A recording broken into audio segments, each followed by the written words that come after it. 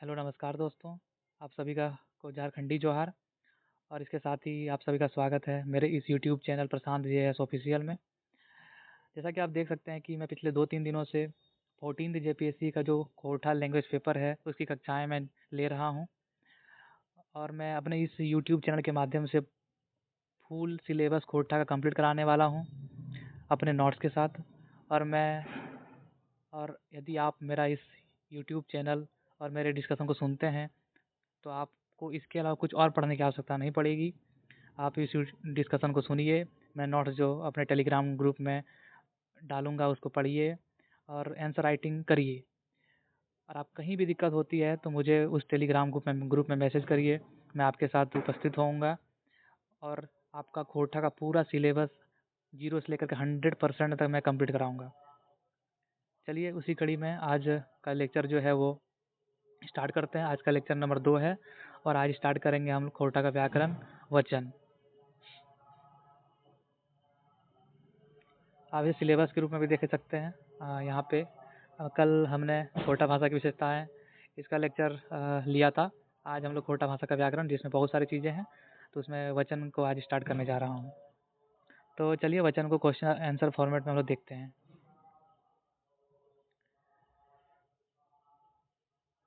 वचन के माने बताओ, मतलब वचन का अर्थ बताओ, माने मतलब अर्थ। और एक वचन से बहुवचन बनवे ले खातिर नियम के पटतैर दे के बतावा। और एक वचन से बहुवचन बनाने के नियम को एग्जाम्पल के साथ बताइए। पटतैर का मतलब होता है एग्जाम्पल। कोटा में एग्जाम्पल को पटतैर कहते हैं। इसको आप जैसे भी बोल सकते हैं, इसको आप पटतैर भी कह सकते हैं। खोरठा में जो है वचन संख्या बोधक रूप में मानल जाए है। खोरठा में वचन जो है वो संख्या बोधक के रूप में मानी जाती है। और यहाँ संख्या का मतलब होता है खोरठा में गिनती। सबसे पहले तो देखेंगे कि वचन जो है खोरठा में संख्या बोधक रूप में जानी जाती है और खोरठा में संख्या का मतलब होता है गिनती, मतलब काउंटिंग। यदि एक व्यक्ति है तो वो एक वचन हो जाएगा और एक से ज़्यादा व्यक्ति हैं काउंटिंग में तो वो बहुवचन हो जाएंगे।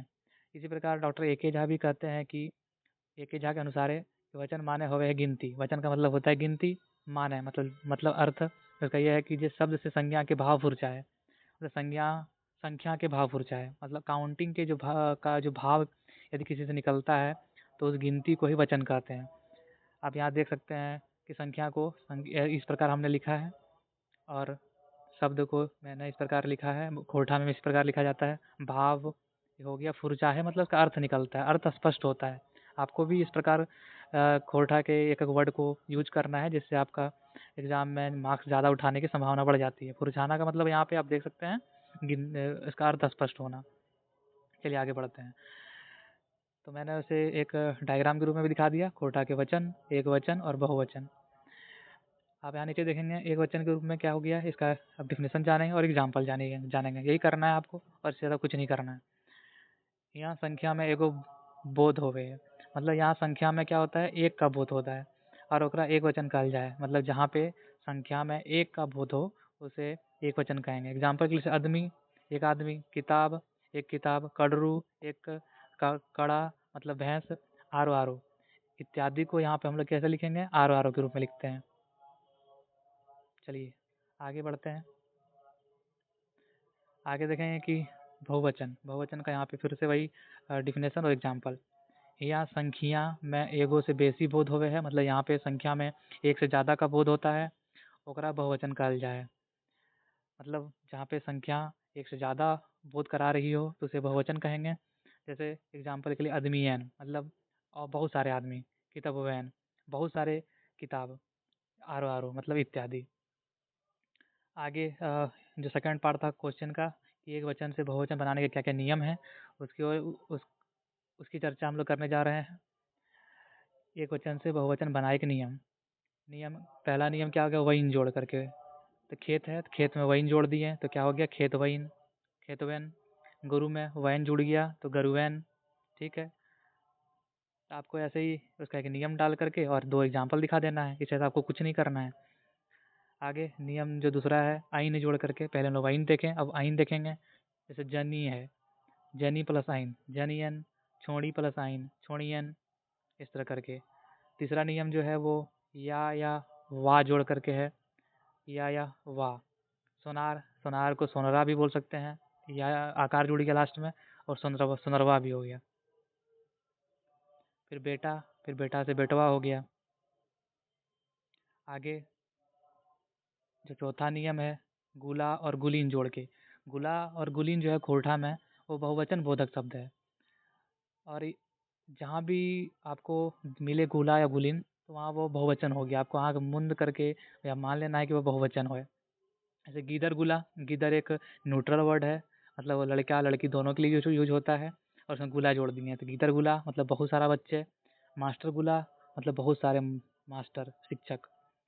और तीसरा जो पांचवा नियम है यहाँ पे, वो रीन, खीन, सब, इन इत्यादि जोड़ करके।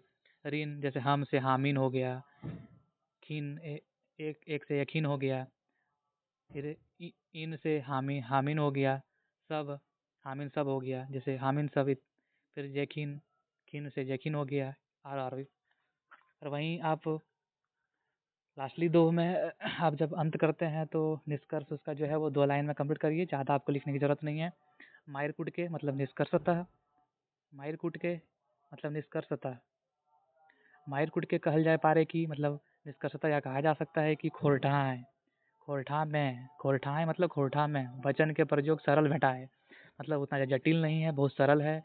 हिंदी के जैसा ही है, बहुत सरल है। गिनती की आपको पता है कि वहाँ पे कितना गिनती है, वो कितना का बोध करा रहा है, तो आप वचन को अच्छे से पकड़ सकते हैं।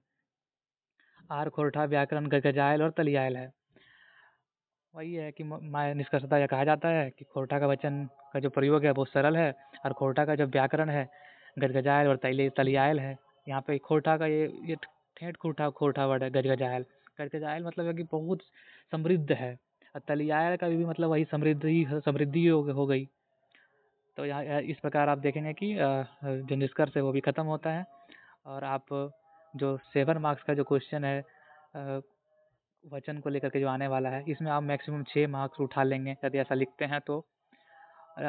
और मैं आपको एश्योर करता हूँ कि इससे ज़्यादा आपको पढ़ने की आवश्यकता है भी नहीं, और जेपीएससी में इससे ज़्यादा डिमांड भी नहीं है, और आप एग्ज़ाम में इससे ज़्यादा लिख भी नहीं सकते हैं। इसलिए आप इधर उधर भटकने की जगह एक सोर्स पे रहिए, और मेरा यूट्यूब लेक्चर देखिए, नोट्स पढ़िए और लिखिए, डेली लिखिए, अभ्यास करिए। आपको शुरू में दिक्कत होगी, ऐसा होगा कि लिखने का मन नहीं करेगा, बहुत समय भी लगेगा, लेकिन 2-4 बार पढ़ करके और देख के लिखना स्टार्ट करते हैं तो आप मान के चलिए कि आपका खोटा बहुत अच्छा होने वाला है, और पेपर 3 आपका एकदम 100+ मार्क्स आने वाला है। और यदि आप खोटा या लैंग्वेज पेपर में बहुत अच्छा मार्क्स गेन कर लेते हैं तो आपका जेपीएससी में सफलता का जो गारंटी है वो बढ़ जाता है, बहुत ज़्यादा संभावना बढ़ जाती है। चलिए आगे, यदि आप चाहते हैं कि मेरे टेलीग्राम ग्रुप में जुड़ करके नोट्स प्राप्त करने के लिए, तो आप इसको स्कैन करके मेरे टेलीग्राम ग्रुप में जुड़ सकते हैं। और नीचे टेलीग्राम ग्रुप का नाम भी है मेरा, @JPSC रैंक 71 प्रशांत राज 05। चलिए, और यदि आपको लगता है कि आपके लिए डिस्कशन बहुत अच्छा रहा है और आपको इससे कुछ सीखने का मौका मिला है, तो प्लीज़ कृपया करके इस वीडियो को लाइक करिएगा, और हो सके तो शेयर भी कर दीजिएगा, और सब्सक्राइब तो बिल्कुल कर ही दीजिएगा। चलिए, थैंक यू। और आगे भी इसी तरह मैं डेली आप लोगों के साथ जुड़ूंगा, प्रत्येक चैप्टर को लेकर के, प्रत्येक लेक्चर को लेकर के। और आपको यह मान के चलना है कि आप मेरे साथ जुड़े हैं तो आपको क्वालिटी भी 100% बहुत अच्छी मिलेगी, क्योंकि यह प्रूफ्ड है, मैंने इसका यूज कर लिया है 11 to 13 जेपीएससी में, मैं खुद सेलेक्ट हो गया हूँ। इसलिए अधिकारी के संग आप पढ़ते हैं तो आपकी संभावना बढ़ जाती है कि आप भी अच्छे मार्क्स ला करके इस एग्ज़ाम में क्वालिफाई करिएगा। चलिए, इतना ही आज के लिए, इतना ही। थैंक यू, धन्यवाद।